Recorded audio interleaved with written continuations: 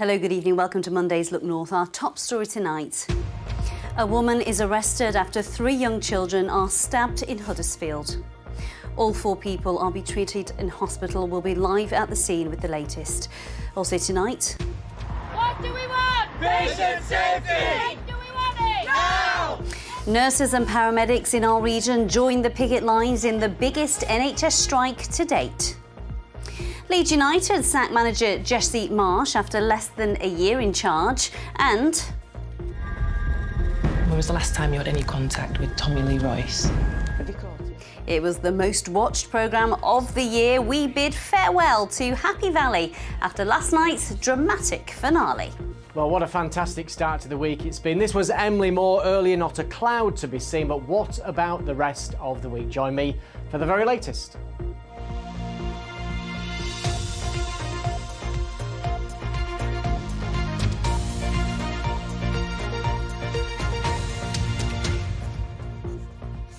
Hello, good evening. 3 young children, including a 3-month-old baby, are receiving treatment in hospital this evening after being found with stab wounds at a house in Huddersfield.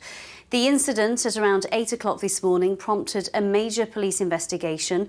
A 34-year-old woman who was also found injured has been arrested on suspicion of attempted murder.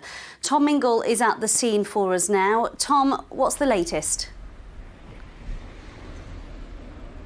It's been a day of intense police activity on Walpole Road on the outskirts of Huddersfield, Amy. When I first arrived here, there was a cordon extending practically the length of the road, and it was closed off for traffic and for pedestrians. That's been lifted now, but there is still police officers stationed outside the house that is at the centre of this investigation this evening. Police arrived here at 8 o'clock this morning, as you say. That was in turn in response to concerns from the ambulance service.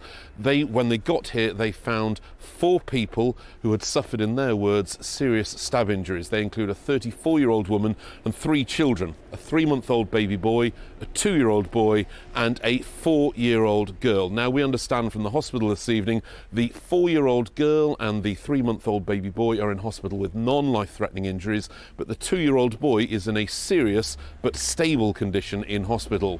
The 34-year-old woman, meanwhile, is still being treated in hospital but has been arrested on suspicion of attempted murder, and police have confirmed tonight they are not looking for anyone else in connection with what has happened at this address on Walpole Road today. Clearly a traumatic, shocking event for the local community. We spoke to one resident earlier today. The ambulance. I heard the ambulance and I got up and looked out the window and they were out there. That's all I've heard. They live down there and we live up here. The only time I see them is when they come out, going up that slope. They don't play out, they don't let them play out. Apart from seeing them getting into a car up and down, I don't know anything more. Finally tonight, police have reminded the community this is an ongoing investigation and they urge them to protect the privacy of the family here. That's the latest from Walpole Road, Amy. Tom, thank you. Next tonight, the NHS is trying to cope with the biggest round of strikes in its history. Hundreds of Yorkshire ambulance staff and nurses have both walked out in a dispute about pay. Now, the advice remains to call 999 in a life-threatening emergency. Our health correspondent Jamie Coulson has more. What do we want? Fair pay! When do we want it? Now! It is now a familiar sight and a familiar sound. What do we want? Patient safety! NHS staff on strike in an ongoing dispute over pay and safety. This was the picket line at Leeds teaching hospitals as nurses began 2 days of action, while ambulance staff who are members of the GMB union have also walked out between 6 a.m. and midday and again between 6 p.m. and midnight. There's not enough staff to care for the patients every day. The staff are working really, really hard and I think they're absolutely worn out. Staffing's just got worse and worse and there's more and more jobs being piled on us, but we're not getting that support from government. We're working on a lot of goodwill, people doing overtime. There's not enough staff to cover the demand that we have constantly. Technically working in a supermarket, you could actually get more money.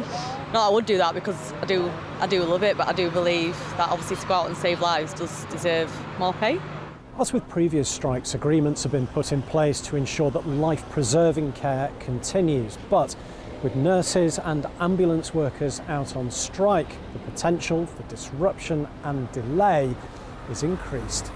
Nurses are striking at 7 of the 11 NHS bodies in our region that voted for industrial action, including at some of the biggest hospital trusts, including Leeds and Sheffield. Meanwhile, at Yorkshire Ambulance Service, there are more than 1,300 members of the GMB union out of a workforce of over 7,000. While frontline emergency ambulances face disruption, the trusts say patient transport will be largely unaffected.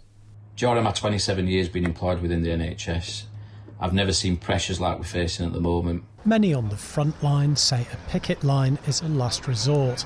Anthony is a paramedic and a GMB rep. We have huge ambulance delay times, huge delay times waiting to be treated in A&E, huge times waiting for beds on wards. That's why we're taking industrial action. We're taking industrial action to save the NHS.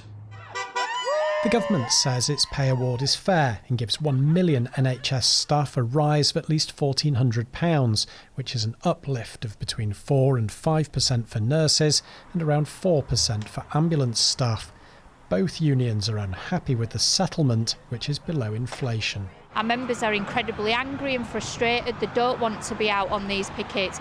But more importantly, the public want this to end now as well. So the government need to make an offer. They've got to talk pay. With the government, it's deadlocked. They aren't coming out to talk to us. They've talked to Scotland, they've talked to Wales. So Rishi really needs to come and speak to England. While the government says it is trying to strike a balance between what is fair and what is affordable, these picket lines may continue to be a familiar sight. Jamie Coulson, BBC Look North. So with so many paramedics and nurses out on strike, how is the health service coping today? I've been speaking to Nick Smith. He's Director of Operations at Yorkshire Ambulance Service. We've planned, like we have done for the previous occasions, and put those plans into place today to try and minimise the impact as much as possible on our patients. We do know that you responded to a major incident in Huddersfield. How was that dealt with?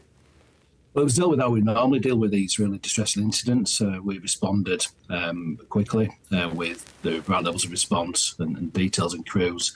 And then afterwards, obviously, we provide the necessary support. It was not impacted at all by the industrial action this morning. It's the 4th time paramedics have walked out. Do you feel that it's having less impact the more the strike days come up? From a planning point of view, it's exactly the same, and the process we work really well with trade unions and with our colleagues in order to put those things in place. From an impact point of view, we've really tried to minimise the impact as much as we possibly can. In the previous strike, Nick, you said that the public hadn't really called upon the service because they knew that there was industrial action taking place. What's it been like today? Well, we've seen the demand reduced, but not to the extent that we'd experienced on those previous dates. So we are emphasising to the public to just use us when absolutely necessary for life-threatening and very serious incidents. For those less serious, we will get to you, but will be delayed. So if the public could look at alternatives, such as using NHS 111 online, accessing GP and other services, rather than calling 999, unless it's in, obviously, a life-threatening or serious situation. Nick Smith, thank you. Next tonight, up to 40 Afghan families are expected to start moving into a hotel in Wetherby in the next few days after being relocated from London. Now, the refugees include former British Army translators and 150 children. They're leaving settled school places and jobs to come up here. Now, you may remember the resettlement scheme began back in 2021, but there's still more than 9,000 Afghans in hotels, costing around £1 million a day.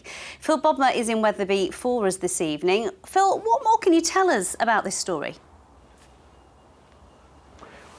Well, as you say, Amy, those refugees are due to be housed in a hotel here in Wetherby. That hotel is currently showing that it's no accommodation available, so they could be moving any time soon. But not everybody's happy, because many of those refugees who have been living in a hotel in Kensington in London say that they've got jobs, they've got employment, and they're really worried about their children's education being disrupted. So they're not ruling out legal action against the government. Children, they are in the middle of their educational year, and if they leave London at this point, then they will lose the track of their education year. If I leave this place, so if I go to Leeds, there are no jobs. What should I do then? It's like, I'm not happy about this. Well, they're clearly unhappy. What's been the reaction locally to this, Phil? Yeah, we approached a number of politicians today. Nobody wanted to talk on camera, but the local MP, Alex Shelbrooke, did give us a statement. He says it's important for it to support Afghan nationals who, following the withdrawal of Allied forces from Kabul in August 2021, found their lives at risk of repercussions from the Taliban because of the roles they played in supporting our military.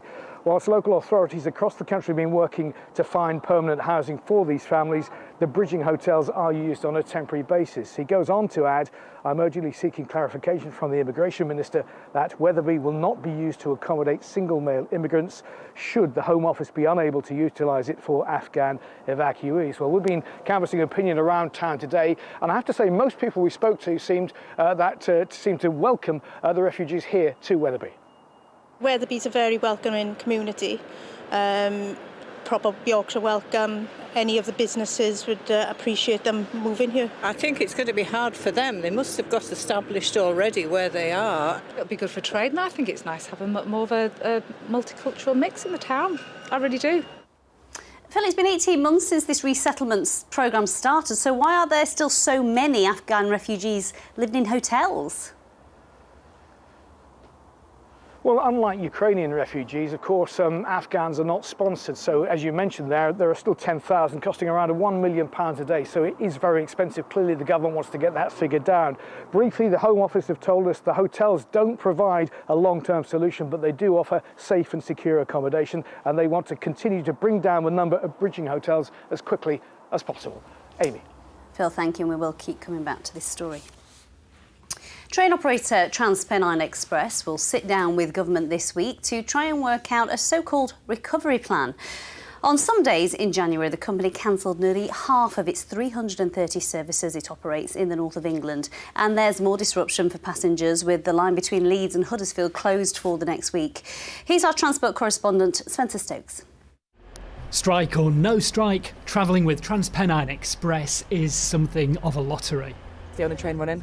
The only one out of, I think, 5 trains this morning. Just this one was running through to Huddersfield. On some days, nearly half of all TPE trains don't operate. Yesterday they cancelled 15 out of 24 in a 2-hour period. Today it's 10 out of 24.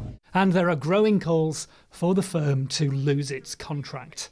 Enough is enough.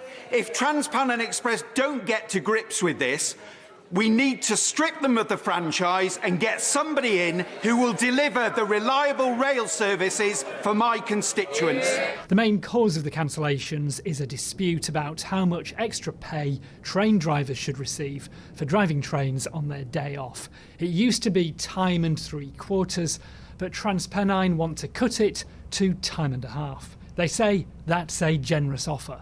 We offered a deal to ASLEF in December at a rate of a time and a half, which compares to what some other key workers get. So, you know, drivers would get £240 for shift work minimum to help us do that training and help us do that service coverage. And that would really speed us along if we could get that back. If they want people to come in on their day off, voluntarily help them out, cover their service so they can train the next generation of drivers, they really need to reinstate the original agreement.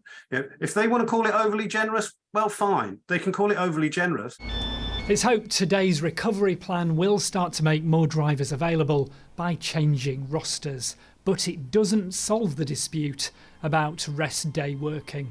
Businesses now being affected as well by the train cancellations. This is the station buffet at Huddersfield, and a sign has just gone up saying that it's closing down after 18 years of trading. The owner's telling me that's due to the lack of trains and the subsequent fall in passengers. These disputes and the bad service we've had with both TransPennine and to an extent Northern as well have been very devastating for the Northern economy. I mean, I've seen some figures which is saying it's costing the regional economy £8 million a week, and cumulatively that's a lot of money. It's a lot of cash in the area. Months of disruption, and now another issue for passengers to contend with: the closure of the line between Leeds and Huddersfield for the next week due to an upgrade. It should lead to more reliable journeys, but it's a promise passengers are weary of hearing. Spencer Stokes, BBC Look North, Huddersfield. Mark's here now with the sport. All change at Leeds United again. Certainly is, indeed. Leeds manager Jesse Marsch has been sacked after less than a year in charge. Leeds lost 1-0 at Nottingham Forest yesterday, their 7th Premier League game without a win. They are 17th in the table even, above the relegation zone only on goal difference. He may have saved them from relegation last season, but in taking them so close to the drop zone this time around, Jesse Marsch is off. In his last game in charge on Saturday, Leeds conceded early at Nottingham Forest and couldn't find a way past Forest's new loney keeper, Keylor Navas. Leeds missed numerous chances in the first half. Marsch, a dejected figure at full time. We're struggling to turn performances into results, and we've been in this place for a while, and obviously it's hard for me to accept. Marsch's side won only 4 of their 20 league matches this season. They spent tens of millions of pounds in the January transfer window, which closed last week. So Marsch's sacking has come as a shock to many Leeds fans. Out of his league, to be fair. We need somebody big, make a statement. I'm surprised they've sacked him because they've laid money out, they've spent money.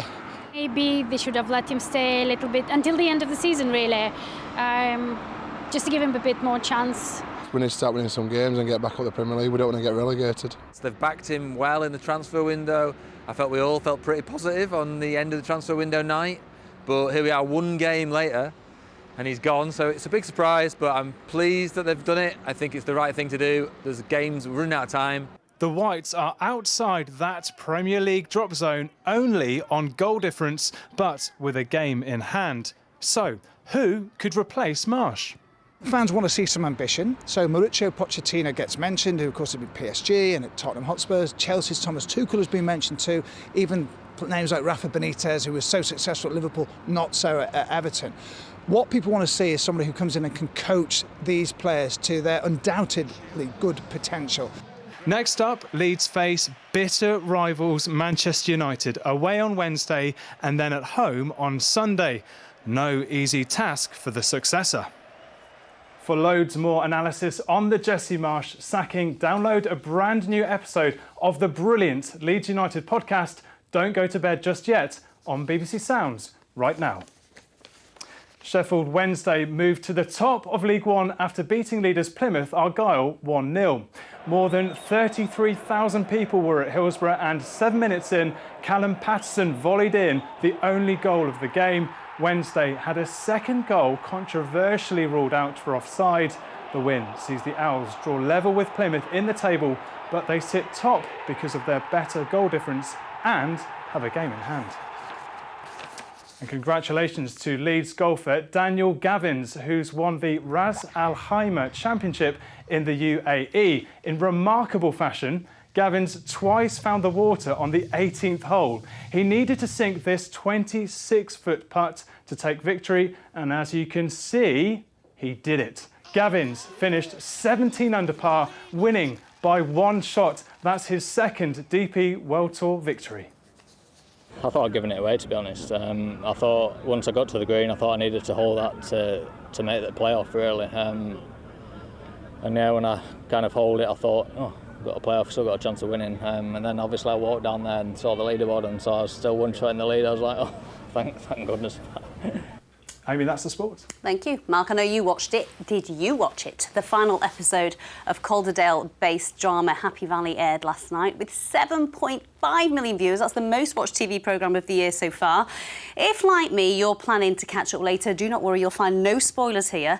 Now, despite the violence and the gritty crime, the show has led to a boost in tourism and maybe even house prices. Cathy Booth has been to Hebden Bridge to speak to locals about this year's most talked about programme. Got some intel for you from the prison. You're not going to like it. Happy Valley is not just the talk of the town, but of the whole country. 7.5 million viewers tuned in last night to see the final ever episode. Alongside stars Sarah Lancashire and James Norton, the stunning scenery of Calderdale steals the show. Well, here we are You know that conservatory, don't you? It's Catherine Kaywood's house, where all the action happened. This is round the back of Hanging Royd Lane in Hebden Bridge, and it's already become the town's hottest tourist attraction. On Saturday, we downloaded the whole lot and watched it from back to back. We binge watched back to back over the all weekend. Saturday and all Sunday. And have your friends been watching it as well? Oh, everybody, yeah. everyone. Everybody you speak to. Everybody. Even your cousin from My the cousin from the Isle Isle of Wight, she's obsessed. For me, it wasn't quite as dramatic as I expected or wanted it to be. Would you like to see more? Oh, definitely. Absolutely, yes. And I think there's room for more as well. I watched the first season, 8 years ago, whenever it was, and was hooked from there. And Sally Wainwright as well is an amazing producer and writer, so I do watch all of her other shows as well. This is Catherine's house. We met Happy Valley fans visiting from as far afield as Warrington and Cheshire today. It's made a big impression on the town. We've had people that are genuinely looking for property, but also everybody that's coming from the station and all the tourists that are passing come in and they ask about Happy Valley. Where was it filmed? Where was that bit shot? How do I get there? So I've become an unofficial tourist guide. It's the best-known corner shop in Happy Valley. It's Nisa on Crown Street in Hebden Bridge, and it's where little Ryan had his fateful run-in with Tommy Lee Royce. I am your dad, Ryan.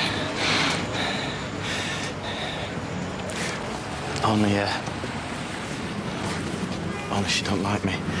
That chance meeting led right here to this exact stretch of the Rochdale Canal. We're about 3 miles out of Hebden Bridge at Luddondon Foot, and it was here where season 1 reached its thrilling climax. But things aren't always as they seem in Happy Valley. Why is everybody pretending you're going to Leeds when you're not? You're in Sheffield. But this isn't Leeds or Sheffield, it's Bolton. And Tommy Lee Royce's audacious escape from Leeds Crown Court, well, that was Bolton too. Some of the show's most emotional scenes were filmed here at Heptonstall Cemetery, where Becky Kaywood was buried, and in real life, the poet Sylvia Plath. So, pens left on this grave, Granny. Happy Valley's success is down to its complex characters and gripping storylines. But huge credit also has to go to the beautiful locations where it was created. Cathy Booth, BBC Look North, Hebden Bridge. Well, I'm joined by screenwriter Lisa Holdsworth. Her credits include Call the Midwife and Waterloo Road, and she chairs the Royal TV Society in Yorkshire. Lisa, what did you make of it? I loved it. I thought it was one of the most extraordinary episodes of television I've ever seen. It moved me. I was gripped, and I felt great at the end of it because I thought it was a great ending. So, as a writer, you put out on Twitter asking people to predict the ending. How many people got that right, and did you get it right? I was a little bit right on certain aspects of it, but very wrong on some other aspects of it. I must admit, I'd expected a little bit more of a bloodbath without giving any spoilers away. Something much more dramatic and plotty, but actually she did a brilliant job because she went for something really emotionally satisfying, something that tied up the loose ends, that made us feel that we'd come to the end of our Happy Valley journey in a really great way. And I came away from that episode feeling fantastic. I'm glad some of my predictions didn't come true. Why do you think this has been such a successful series? I think because even though it's a crime show and some very nasty things happen in it, at its heart is some really beautiful family relationships. Catherine and her sister, Catherine and her sacrifice for Ryan, and that family healing itself over the last 3 series, I think, has been the true story. And so it's about love and grief and things that we understand as human beings. So it feels real and it feels relatable. We've heard about a boost to tourism in Yorkshire because of this, because of Gentleman Jack, because of Last Tango in Halifax. But, Happy Valley in itself, it's a bit of a depressing storyline, isn't it? Are you surprised that people want to visit here? I'm not actually, because it looks amazing. It makes Halifax, Yorkshire look extraordinary. Some incredible shots, some beautiful drone footage, that kind of thing. So it makes our county look extraordinary. But again, at the heart of it are some really funny, warm characters. And that's what you want to experience when you go and visit a place. And we know that Yorkshire people are the best people, of course. And that's been a real showcase for that. Tommy notwithstanding, obviously, but if your house was burgled, you'd want Catherine Carewood to turn up and look after you and make sure you were OK. Is the end really the end? I hope it is. I know I might be on my own in that. It was. I want to watch Sally Wainwright's writing forever and ever, but I think our Happy Valley journey has come to an end. It was tied up beautifully. It felt so satisfying.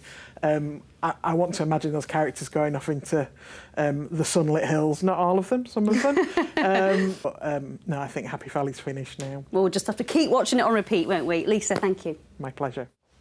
I've had my fingers in my ears all day, so I don't get any spoiler alerts. You're a massive fan, aren't you? I'm a massive fan. And were you in the first series? Yeah, we filmed it 10 years ago. Had a tiny little cameo outside the police station 10 years ago, and I can't tell you the amount of people who go, I've seen you in Happy Valley. Well, it's as big a role as that snogging scene in Doctors. Move on, get on with your forecast. Get on the iPlayer. Let's have a look at the pictures you've sent in. Hebden Bridge, we can't get enough of Hebden Bridge at the moment. That was sunset last night, a vivid looking sky. That's the footpath to Stanbury there, up near Haworth, with another lovely one, and that was the Home Valley. So I hope you saw them. If you want to see more, they're on our Weather Watcher website, or you can tweet or put the pictures on Instagram, and that's a way of getting them on the telly. Right, let's have a look at the headline for the next 24 hours. Well, it's more of the same in that it's going to be fine. There will be more cloud than today, not the clear blue skies that we've had today. Nevertheless, it's settled. This weather front is the only thing of note. It's going to weaken dramatically Wednesday night, giving the odd spot of rain no more. Then pressure builds back in, and this little warm front will introduce milder air just in time for next weekend. Now, that's the satellite picture. It tells its own story. There's been some sort of thinnish cloud across the Yorkshire Dales. Elsewhere, it's been blue sky all the way. So that's where we pick up the forecast with that cloud in the northwest. It's clear further to the southeast, and gradually this sort of thinnish cloud will filter southeastwards. It won't prevent a fairly widespread frost, lows at or just below freezing point. So tomorrow's high water times in Scarborough at 5:13, Bridlington at 5:38. So a nice day to come tomorrow, chilly start. There'll be variable amounts of cloud. At times it will thin and break. There will be some sunshine around, and where the sun pops out, like today, a bit of strength in that February sunshine. One or two spots will be into double figures. That's 10 Celsius or 50 degrees Fahrenheit. Looking a little bit further ahead then onto Wednesday, it's again dry and bright with some sunshine. More in the way of blue sky, less cloud Thursday. Quite cloudy at times on Friday. That's because of that warm front I talked about, which will introduce somewhat milder air just in time for the weekend. Amy, that is your forecast. I'm going to rush home now and watch it on playback. Can't wait. What, Doctors? Well, you young man are in trouble. The whole of Yorkshire's going to be watching Doctors tonight. That's it from us. Good night. Good night. Good night. Stop talking, Paul.